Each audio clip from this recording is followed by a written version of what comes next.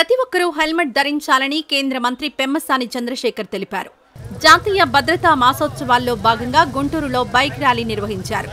మార్చి 1వ తేదీ నుంచి జరిమానాలు మారుతాయని అన్నారు. Cell phone driving, over speed వంటి విషయాల్లో జరిమానాతో పాటు జైలు శిక్ష కూడా పడే అవకాశాలున్నాయని అన్నారు. హెల్మెట్ పెట్టుకుంటే 90% ప్రమాదాలు నివారించవచ్చు అని అన్నారు. No helmet no entry, no helmet no fuel అనే విధానాలు అమలు చేస్తామని పెమ్మసాని వ్యాఖ్యానించారు. ఈరోజు ట్రాఫిక్ సేఫ్టీ మీద రవాణా శాఖ అధికారులందరూ కూడా గుంటూరులో ఒక అవేర్నెస్ ప్రోగ్రామ్ స్టార్ట్ చేశాం. మెయిన్గా చెప్పాలనేది అంటే పిల్లలు వచ్చేటప్పటికి హెల్మెట్లు పెట్టుకోవడం అనేది మేజర్ ప్రాబ్లం అవుతా ఉంది. వీళ్ళందరూ కూడా అపోహలు తొలగించుకోవాలి. హెల్మెట్ల వల్ల హెయిర్ లాస్ రాదు. హెల్మెట్లు టైట్గా పెట్టుకోవటం వల్ల లేకపోతే క్లీన్ చేసుకోకపోవటం వల్ల దానికి వెంటిలేషన్ లేకపోవటం వల్ల హెయిర్ లాస్ వస్తుంది తప్పించి కేవలం 10-15 నిమిషాలు ఒక అర్ధగంట పొద్దున ఈవినింగ్ హెల్మెట్లు పెట్టుకోవడం వల్ల హెయిర్ లాస్ రాదు.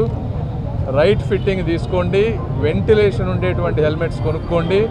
అదేవిధంగా హెయిర్ని ఒక చిన్న కవర్ తోటి ప్రొటెక్ట్ చేసుకోండి. రెగ్యులర్గా హెడ్ బాత్ చేస్తే హెయిర్ లాస్ రాదు. కాబట్టి ఆ అపోహల నుంచి తొలగిపోయి రెగ్యులర్గా హెల్మెట్ పెట్టుకుంటే రెండు ప్రమాదాలు జరిగితే ఒక మనిషి చనిపోయేటువంటి అవకాశం 50% ప్రాబిలిటీ ఉంది.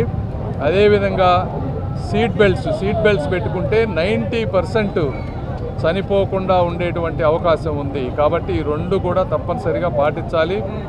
మూడోది ట్రాఫిక్ సిగ్నల్స్ దగ్గర వచ్చేటప్పటికి, ఎందుకంటే ఎట్లా పడితే అట్లా ప్రతి ఒక్కళ్ళు నేనొక్కడే అని వెళ్లకుండా ఎవరికి వాళ్ళ రెస్పాన్సిబిలిటీ తీసుకుంటే తప్పించి ట్రాఫిక్ సమస్యలు కానీ అన్వాంటెడ్ యాక్సిడెంట్స్ కానీ అన్నీ తగ్గుతాయి. వీటన్నిటి మీద అవేర్నెస్ చేస్తా ఉన్నాం. ఈ వీడియో నచ్చితే లైక్ చేయండి. అలాగే మా ఛానల్ ని ఫస్ట్ టైం కనుక చూస్తున్నట్టయితే ఇప్పుడే సబ్స్క్రైబ్ చేసుకుని పక్కనే ఉన్న గంట సింబల్ ని యాక్టివేట్ చేసుకోండి. అప్పుడే మేము పెట్టే ప్రతి వీడియో మీకు నోటిఫికేషన్ గా వస్తుంది. అలాగే ఈ వీడియో పూర్తిగా చూసినందుకు ధన్యవాదాలు.